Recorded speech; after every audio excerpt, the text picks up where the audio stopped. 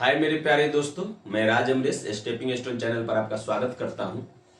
हम लोग height and distance का सेकेंड पार्ट पढ़ेंगे। तो मान लीजिए कि कोई मीनार है।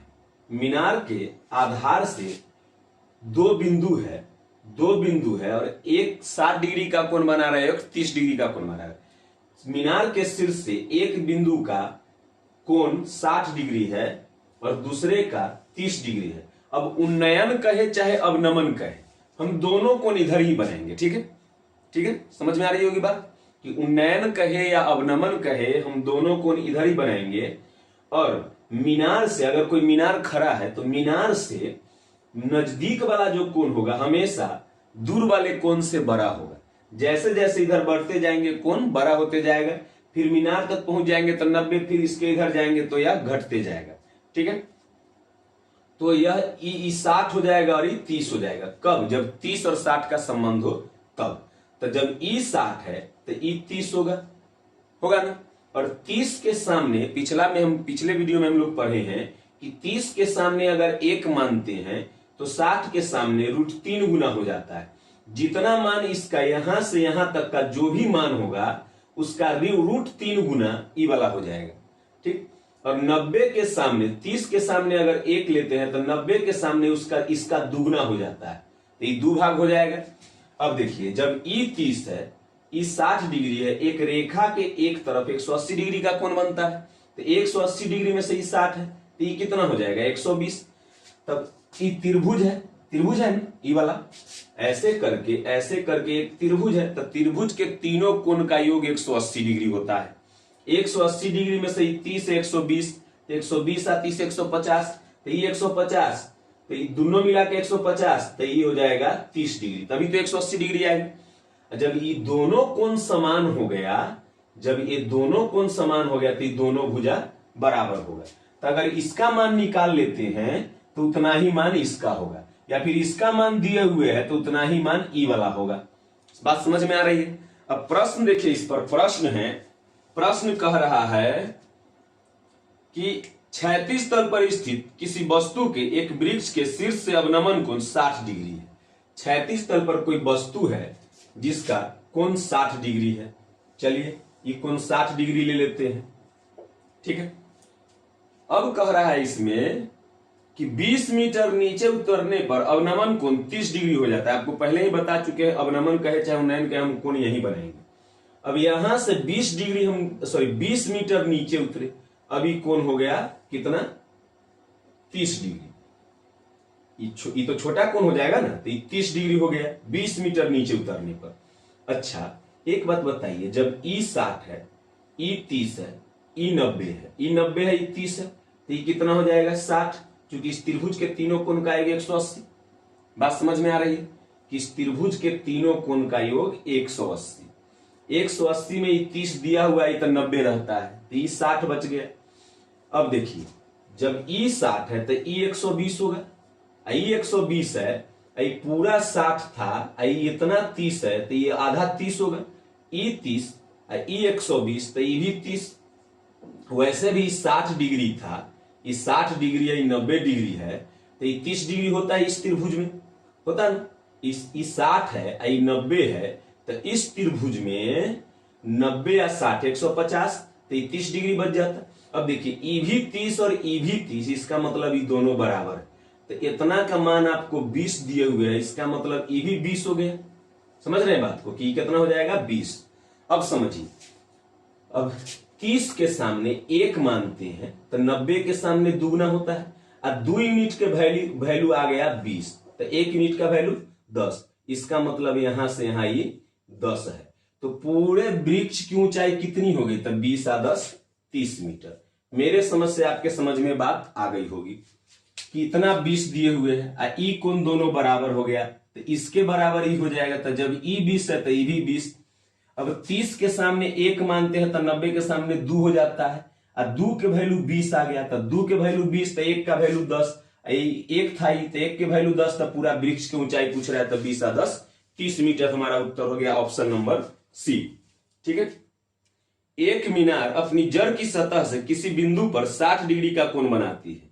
उस बिंदु से 100 मीटर पीछे हटने पर 30 डिग्री का कोण बनाती है। मीनार की ऊंचाई निकाले। कोई मीनार है, अपने जड़ की सतह से किसी बिंदु पर वह कितना डिग्री का 60 डिग्री का कोण बना रही है। तो यहाँ 90, तो ये 60, तो ये कितना 30।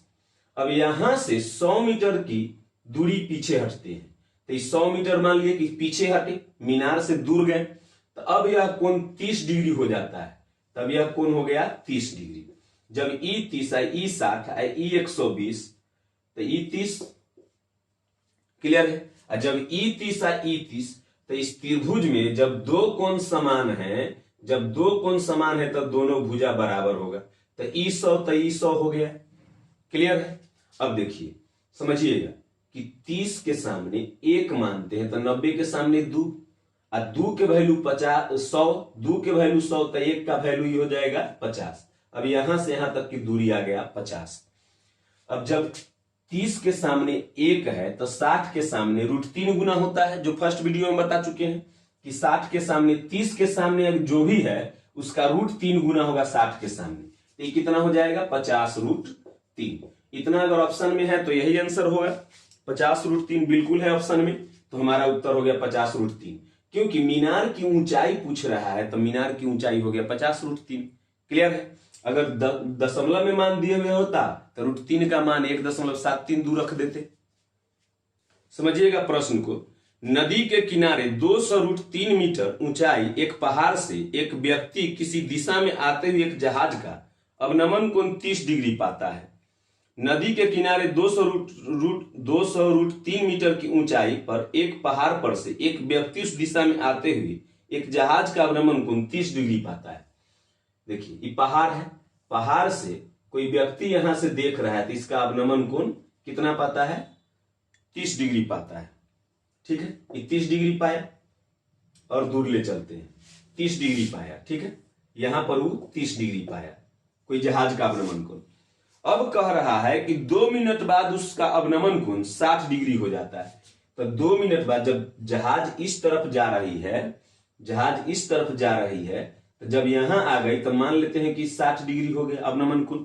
अब नमन कहे चाहे उन्नयन कहे, हम कोण यहीं पर बनाएंगे। ठीक, अब ई 30 है, ई 60 है, ई 60 है तो ई 30 होगा, ई 30 है तो ये पूरा 60 होगा। जब ये पूरा 60 होगा तो इतना 30 होगा, तब ये दोनों कोण समान हो गया तो ये दोनों भुजा बराबर। अब इसका ऊंचाई दिए हुए है 200√3। क्या कह रहा है कि 2 मिनट बाद उसका अवनमन कोण 60 डिग्री हो जाता है। इसका मतलब समझिए, जहाज यहां था, 2 मिनट में जहाज यहां है, तो 2 मिनट में तय दूरी यही ना है। 2 मिनट में तय दूरी यही ना होगा, यहां से यहां तक की दूरी 2 मिनट में तय दूरी है, क्योंकि जहाज यहां से यहां आ गया है 2 मिनट में। अब समझिएगा, 60 के सामने √3 गुना हो जाता है। 30 के सामने अगर 1 मानते हैं तो 60 के सामने जो इसका जो यहां मान होगा उसका √3 गुना हो जाता है। तो इसका मतलब है कि यहां से यहां तक की दूरी 200 रही होगी। क्लियर है, यहां से यहां तक की दूरी 200 रही होगी। 30 के सामने जितना होता है 60 के सामने उसका √3 गुना होता है, तो 200 में √3 से गुना किया तो ये वाला आ गया। इसका मतलब ये 200 रहा होगा। अब 30 के सामने जितना होता है उसका दुगुना होता है 90 के सामने। तो जब ई 200 तो ई 400, और जब ऊ 400 तो ई भी 400 ना। तो इसका मतलब है कि 2 मिनट में तय दूरी कितनी है 400 मीटर। 2 मिनट में तय दूरी 400 मीटर। मीटर में है तो मीटर होगा। तो पूछ रहा है तो जहाज का वेग ज्ञात करें। तो जहाज की वेग ज्ञात करना है तो देखिए, चाल बराबर क्या होता है, चाल बराबर दूरी बटा समय। अब दूरी है 400 मीटर, दूरी 400 मीटर हो गया, और समय कितना था लगा था ये 400 मीटर जाने में 2 मिनट, तो 2 से भाग दे दीजिए तो ये आ गया 200। तो 200 मीटर प्रति मिनट, यही हमारा उत्तर होगा कि 400 मीटर की दूरी गया 2 मिनट में, तो चाल बराबर दूरी बटा समय, दूरी 400 मीटर आ गया। ये 400 मीटर तय करने में 2 मिनट लगा था, तो भाग दे दिए तो 200 मीटर प्रति मिनट आ गया। और ऑप्शन में हमारा मीटर प्रति मिनट में ही है, तो आंसर हो गया हमारा डी नंबर। ठीक है, मेरे समझ से आपके समझ में आ गई होगी बात। बहुत आसान है इसको समझना। और नेक्स्ट वीडियो में 30-45 या 60-45 वाला लेके आएंगे। नमस्कार, भारत माता की जय, जय हिंद।